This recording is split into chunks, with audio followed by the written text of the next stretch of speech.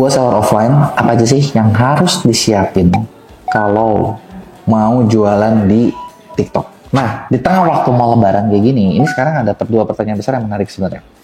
Worth it nggak sih jualan TikTok Shop masuk ketika mau lebaran? Karena suka ada juga yang bahas nih, TikTok Shop ini mau tutup lagi loh, udah lebaran dia tutup. Gitu kan. Jadi kalau buat yang belum masuk apa jangan. Gitu kan. Nah, atau gini, baru mau masuk, terus harus gimana nih biar rame gitu kan. Bener nggak? Nah, ini pertanyaan seru gitu ya. Nah, pertama, kalau dari yang gue tahu ya, kemarin kita sempat didatengin sama orang dari TikTok Shop, bahkan TikTok Shop China juga ada yang datang ke sini dari pusatnya. Kita pertanyaannya sama, kita tanya, lu tuh bakal serius apa enggak sih gitu? Kayak pacaran aja nggak sih? Kayak lu bakal serius apa enggak sih? Lu bakal aman apa enggak sih? Lu bakal lama apa enggak sih?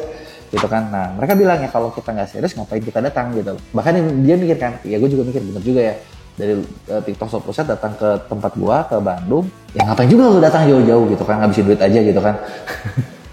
Gitu kan. Terus mereka juga bilang ya dengan mereka investment di Goto gitu kan, yang investmentnya itu gede banget gitu kan. Nah, kan masa juga gitu cuma buka buat lebaran terus itu tutup, kaya banget gitu ya, bakar-bakar buang duitnya. Nah, terus pertanyaan kalau gitu, terus kenapa media pada bahas mereka mau tutup gitu kan? Ya mungkin sebenarnya kalau menurut gue mungkin aja media tuh cari berita kali ya. Meskipun sekarang kayaknya berita paling ramai tentu saja tentang pemilu.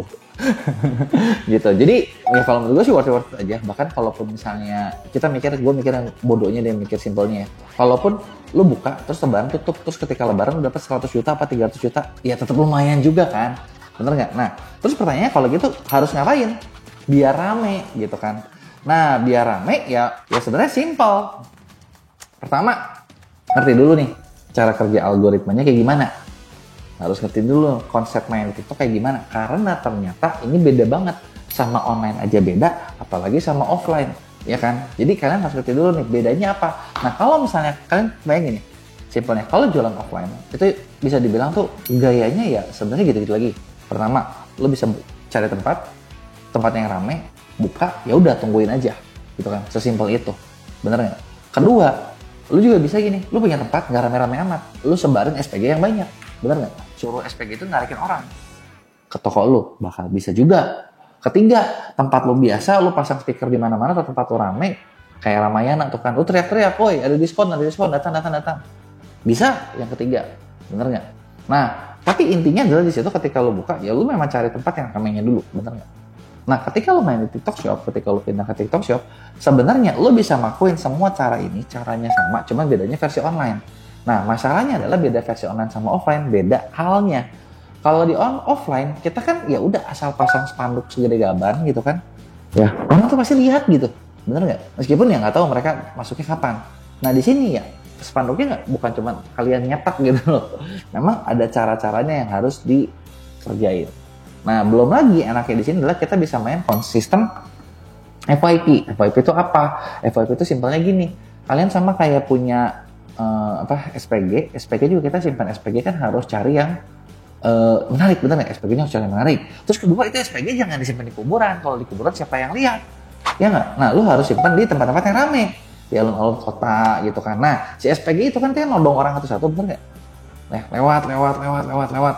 Gitu kan. Nah, sekarang gini, ketika ditodong ada yang ngajak ngobrol, ada yang enggak. Nah, konsepnya kalau SPG kita di offline, kan selama itu SPG, contoh jam kerja 8 jam, lu simpan, mereka kerja terus. Nah, kalau di TikTok nggak gitu, kalau di online. Jadi, si TikTok itu bakal mempertemukan kita dengan calon-calon pembeli. Bener nggak? Selama calon pembelinya respon. Jadi, kalian bayangin kalau si SPG kalian itu ngasih brosur, terus orangnya lewat, di swipe terus sama orang nih. Nah, itu SPG langsung apa ya? Nggak boleh jualan di situ lagi gitu. Nah, itulah konsepnya, konsep konten FYP-nya. Makanya dari sini, makanya TikTok disebutnya CDP, Content Distribution Platform. Jadi si kontennya harus menarik. Jadi di awal kalau mau main TikTok Shop rame, ngerti dulu nih cara bikin konten kayak gimana. Nah, meskipun gue tahu nih bikin konten nggak gampang, bener nggak? Makanya kita di Maya tuh punya tim khusus buat bantuin kalian buat bikin konten itu sendiri. Gitu ya, buat kalian yang penasaran caranya, kita pasti bakal masukin di deskripsinya ya. Jadi gimana cara kerjasama dengan kita. Nah, kedua, konten harus menarik. Nah, gimana cara bikin konten menarik? Ya kalian harus tahu dulu nih konten jenis apa yang disukai sama target marketnya. Nah, dari target market tuh kayak gimana? Nah, beda gini. Kalau di offline kita jualan, kita jualan pakai target market kan. Contoh gini, kalian punya tempat jualan itu di daerah mahasiswa. Kan nggak mungkin dong jualan produk-produk buat om-om. Nggak ada om-om senang yang masuk ke daerah mahasiswa, bener nggak? Kecuali om cari ini kali ya. Tapi jarang banget lah, itu intinya jarang banget orang om senang masuk ke tempat mahasiswa. Nah kalian harus cari produk yang sesuai sama mahasiswa, bener nggak? Harganya harga mahasiswa, stylenya style mahasiswa, supaya dibeli gitu kan. Nah offline aja harus ngerti target marketnya, apalagi online yang sistemnya kontennya harus disukai. Jadi kita harus tahu banget nih, kita tuh lagi mau jualan ke siapa sih? Gitu. Kalian mau jualan ke si A, udah gitu, ya udah gitu loh. Kalau kalian mau jualan ke si A, ya udah carilah yang sesuai, gitu kan.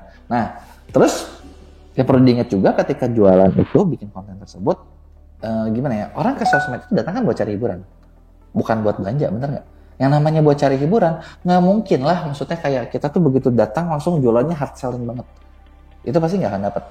Kecuali kalau diiklanin itu lebih bisa, kalau organik nggak mungkin. Nah maka dari itu bikinlah kontennya yang sesuai. Nah ketiga gitu ya, cara-caranya gimana lagi? Nah kalian juga kalau misalnya mau masuk ke TikTok Shop perlu ngerti kayak salah satu cara di offline itu adalah dengan cara kayak kita kan kayak Ramayana ya, punya tempat teriak-teriak, "Hoi, datang. Nah itu adalah live streaming nih. Nah live streaming ini, nah ini kita bisa kerjain macam-macam gitu loh. Kita bisa kerjain dan ini efektif banget sebenarnya. Sampai sekarang satu cara yang cukup efektif buat tingkatin penjualan. Tapi buat main live streaming ini harus nyiapin berbagai hal. Mulai dari pertama set backgroundnya lebih bagus di studio daripada enggak. Kenapa? Salah satunya suara, terus pencahayaan, setupnya gitu kan. Karena kalau misalnya kayak live streaming, backgroundnya jelek banget gitu ya orang nggak menarik gitu loh.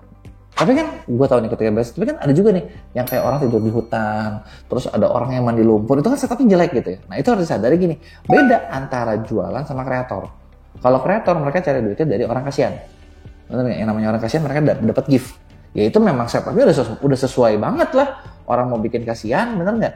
Nah, beda sama jualan. Kan kita jualan nggak bisa dengan bikin kasihan gitu, bener nggak? Nah, makanya harus disiapin tempat-tempatnya gitu kan. Jadi kayak set, studio, audio, lighting, talent, dan lain sebagainya. Nah, selain itu, ya memang harus disiapin juga promosinya. Jadi nggak cuma kayak kalian modal studio, kalian modal pencahayaan, kalian modal kamera, modal segala macam, terus jalan. Nggak juga gitu.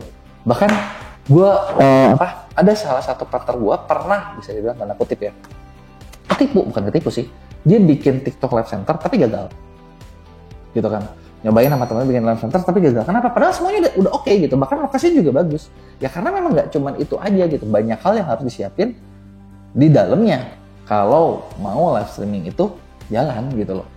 Nah kemudian yang berikutnya adalah ya iklan juga gitu loh. Kalau mau main kencang, mainlah iklan.